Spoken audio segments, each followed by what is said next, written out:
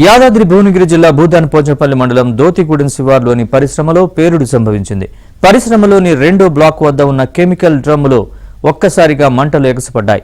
ప్రమాదంలో ఓ కార్మికుడు మృతి చెందాడు. ఈ ఘటనకు సంబంధించిన దృశ్యాలు సీసీ కెమెరాలో రికార్డయ్యాయి.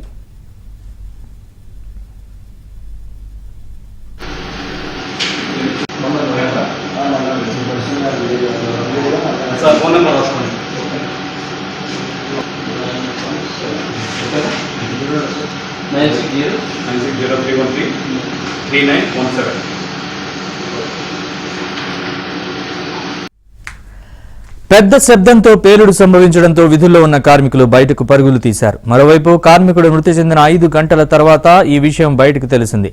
ఘటనా స్థలాన్ని ఏసీపీ మధుసూదన్ రెడ్డి, ఆర్డీఓ శేఖర్ రెడ్డి పరిశీలించారు.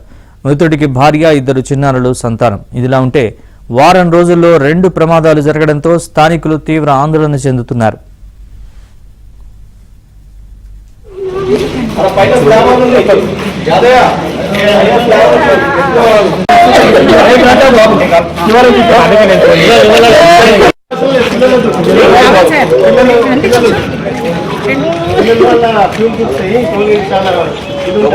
అమ్మాయి